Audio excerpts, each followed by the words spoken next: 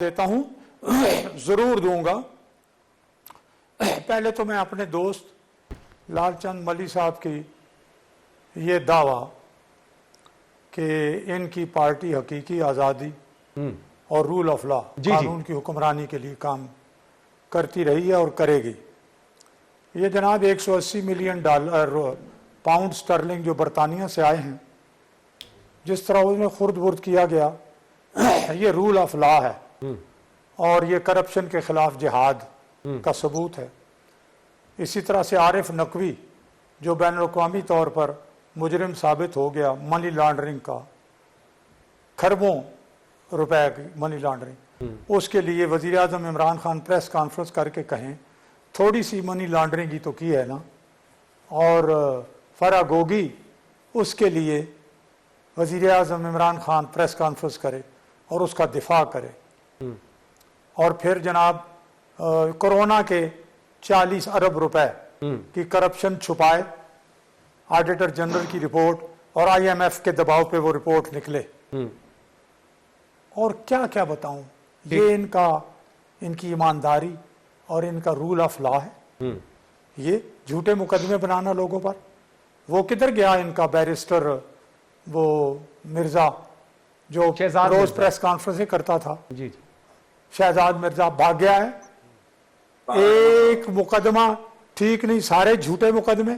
ये इनका rule of law है, ये रूल ऑफ लॉ है, इसके लिए ये जद्दोजहद करते रहे हैं। ये हकीकी आज़ादी है कि बाजवा साहब को प्रेस कॉन्फ्रेंस करके जलसा आम में कहे कि मेरी हुकूमत के खिलाफ अदम एतमाद ना काम करो, मुझे क्यों सपोर्ट नहीं किया, मुझे वापस लाओ। ये हकीकी आज़ादी, आप इसकी बात करते हैं। फिर अपने लीडर के बयानात पढ़ लो यार, दोबारा बिल्कुल सही पढ़ लिया करो।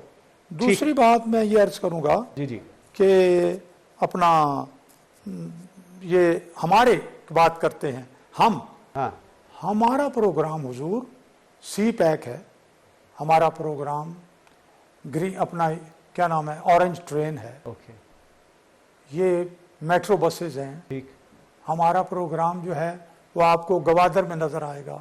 हमारा मोटरवेज नजर आएंगे। ठीक है, हमारे प्रोग्राम में आपको यूनिवर्सिटियां, कॉलेजेस, लैपटॉप्स, अस्पताल, ये सब कुछ लोगों के लिए दवाएं और जनाब 4% जी। ठीक, ये है हमारा बिल्कुल ठीक। अच्छा चीमा साहब, आपकी जबान बड़ी मुबारक है। मेरा प्रोग्राम अभी चल रहा था और आप अभी जिक्र ही कर रहे थे इस्तेहकाम पाकिस्तान पार्टी का, और आप प्रोग्राम की बात कर रहे थे।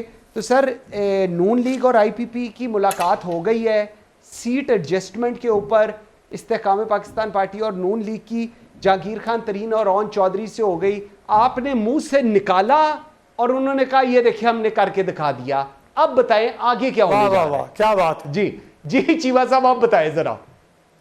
सर सबसे पहले तो सर सिद्दीकुल फारूक साहब को मुबारक हो, एक और जमात के साथ इनका इल्हाक हो गया और बहुत अच्छा सर, मजीद ताकत में इजाफा हुआ है। हाँ। सर मुझे याद आ गया कि ये जब ये इंटरम गवर्नमेंट पंजाब की, जब इन्होंने खान साहब ने अपनी ख्वाहिश के एन मुताबिक पंजाब असेंबली की तोड़ी, तो उसके बाद जिमनी इंतखाब हुआ 18 से, ठीक, 18 हल्कों में, सूबाई हल्कों में।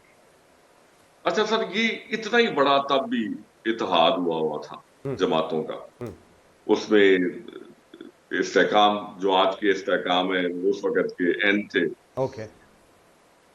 पहले उससे पहले PTI थे। ठीक, तो सब ने मिलके ना सर ये इन्हीं सारे ये जॉइंट वेंचर जौन साहब हुआ है, इसी JV ने उन इंतखाबात में हिस्सा लिया और 18 में से 15 ये जॉइंट वेंचर लूज कर गए। तो आपको लग रहा है अब भी ऐसे ही होगा? आपको लग रहा है तारीख अपने आप को दोहराने लगी है? हाँ, ये बहुत नहीं सर, मैं हड़प्पा के वक्त की बात नहीं कर रहा, ये तो मैं अभी कल की बात कर रहा हूँ। पॉइंट आ गया। मेरे पास टाइम बिल्कुल खत्म हो गया है। मैं सिर्फ मली साहब लास्ट कमेंट, लालचंद भाई जरा मुझे बताएं कोई सरप्राइज PTI की तरफ से हमें नजर आएगा? मेरे पास बिल्कुल टाइम खत्म हो गया है। सिद्दीकुल फारूक साहब सिर्फ क्लोजिंग कमेंट लेना है। जी चीमा लालचंद मल्ली। सर सबसे पहले तो ये आपने 1 घंटा कोशिश की जो सिद्दीकुल फारूक साहब अपना कोई भी प्रोग्राम सुनाने में नाकाम रहे कि इनके पास इनका बयानिया है क्या। ओके। दूसरी बात, सिद्दीकुल फारूक साहब याद रखिएगा, जनरल मुशर्रफ खुद डिक्टेटर साहब बैठा हुआ था, उसने क्यू लीग बनाई लेकिन वो अवाम को शिकस्त ना दे सका, क्यू लीग हार गई थी। उसके बाद उन्होंने फॉरवर्ड ब्लॉक्स बनाए, मियां नवाज शरीफ को आईजीआई बनाकर दे दी गई थी, उनको फुल सपोर्ट भी मिली, फंड्स भी मिले, उसामा बिन लादेन ने भी फंड्स दिए, लेकिन उसके बावजूद वो इलेक्शन हार गए और इंशाल्लाह इस दफा भी वो इलेक्शन हार जाएंगे क्योंकि इस वक्त भी वही सपोर्ट इनको हासिल है जो पहले रही। ठीक, लालचंद भाई बहुत शुक्रिया, शहजाद चीमा साहब बहुत शुक्रिया, सिद्दीकुल फारूक साहब आपका बहुत शुक्रिया।